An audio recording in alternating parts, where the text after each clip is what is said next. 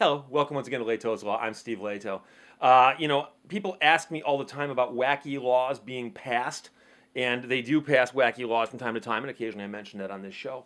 But I practice law in Michigan, so I pay very, very close attention to the laws that get passed in Michigan. And someone recently sent me a note and said, "Hey, Steve, there's a really strange bill going through the process right now that could become a law in Michigan, and it would outlaw nighttime boating on lakes in Michigan." I said, that can't possibly be true. That cannot possibly be true. And he said, well, look it up. It's House Bill number 4362. So the cool thing is I look stuff up when people mention things like this to me, and I track things down, and I do research to make sure I'm not just making stuff up here. And it turns out that, yes, in fact, in March 2019, right now, Representatives Shepard and LeGrand have referred to the Committee on Government Operations a bill, and the bill is House Bill number 4362, and it would amend some statutes that are on the books right now. And it says basically this: um, the department shall determine the hours of operation of all public boating access sites in or around public inland lakes. The department shall post a notice at the entrance of each public boating access site that states the regular hours of operation of that public boating access site. The notice shall be posted in a visible location, and the lettering of the notice shall be of a sufficient type size to be easily read by visitors. Okay? The operations of a vessel on a public inland lake is limited to between the hours of 8 a.m. and sunset, unless further limited by special rules promulgated by local ordinance recommended by the department under section 80110.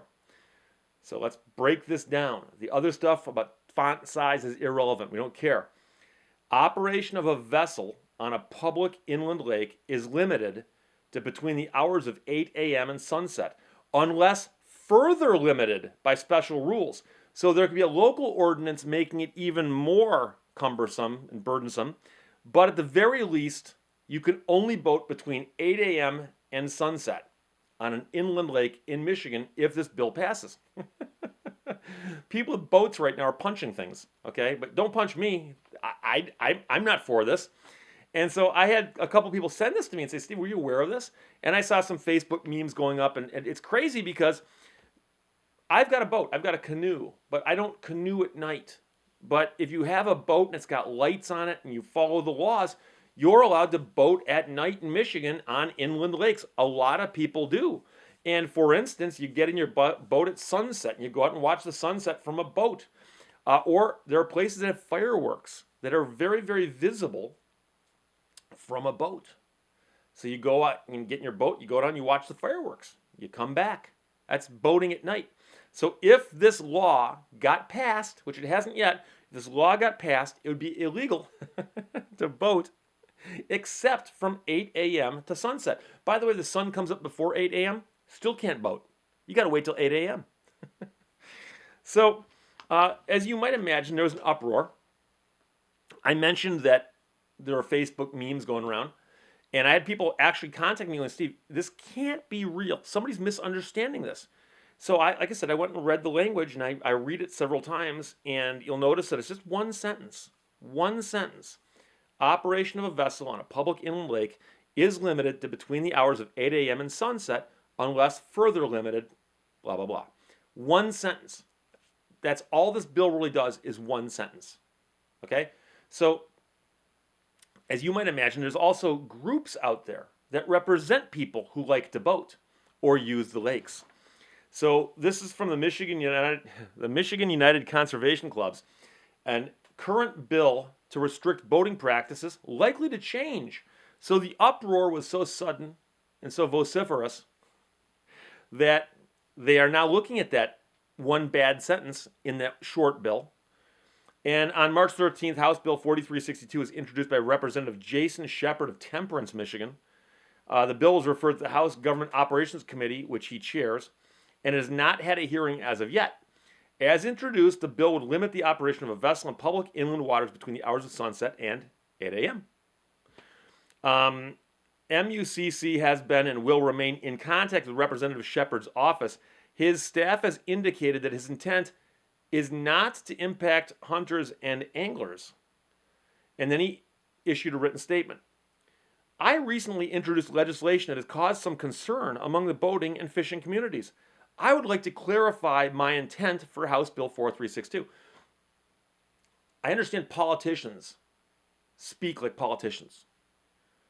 But when you introduce a bill that has only one important sentence in it, that I can read and I can see with my own eyes, and I can see what it says, I don't need you to explain to me what your intent was when you wrote that sentence. But let's listen to his explanation. I have observed over the years that many inland lakes have set their own hours through DNR rules for activities such as high-speed boating and water skiing. These activities are prohibited in many lakes from the hours of 6:30 p.m. until 10 a.m. the following day. Many of these rules were adopted in the mid-1960s, and clearly these hours do not represent today's families and their schedules. I introduced HB 4362 to allow for more time to enjoy on Michigan's inland lakes. Unfortunately, the way the bill was written does the opposite. You had one job. You wrote one sentence. You got it backwards. Why don't you just say, oh my gosh, we did it backwards. We screwed up. But no. I introduced the bill to allow for more time on Michigan's inland lakes. Unfortunately, the way the bill was written does the opposite. Notice the passive language, the way the bill was written. Please know that I'm in the process of drafting alternative language to more clearly attain my goal of making our state's water more accessible to all. So, the Michigan United Conservation Clubs is supportive of Representative Shepard's intent to preserve and possibly expand boating access for hunters and anglers as put forth in his statement. I would suggest that perhaps everybody who likes to boat, not just hunters and anglers, but these people have an agenda too. We look forward to working with him to ensure that the woods, I'm sorry, I was going to talk about woods also, that the words on the paper match the intended purpose of the bill. Well, they kind of have to, because the words on the paper are what become law. It's not the intent or the thoughts or the misguided, jumbled thoughts somebody has. It's the words that they put on the paper that count, because that's what becomes the bill. In its current form, however, MUCC opposes the bill because of the impact it would have on bow fishers, walleye and catfish anglers, duck hunters, and many others whose pursuits involve boating from sunset until 8 a.m. So I poked around a little bit more, and I believe that the representative who submitted this bill blamed it on the people who drafted it. But, when you hire someone else to do your work for you, like committee members or I guess it'd be staff members, and then you put your name on it, you don't blame them when the stuff hits the fan. I've had paralegals and law clerks working for me who draft a first draft of a document, and then I'll read it, clean it up, and sign my name to it. And then I file it with the court. And if the court came back and said, hey, Mr. Lehto, this document you signed has got a problem in it, I would not say, well, Your Honor, my intent was not.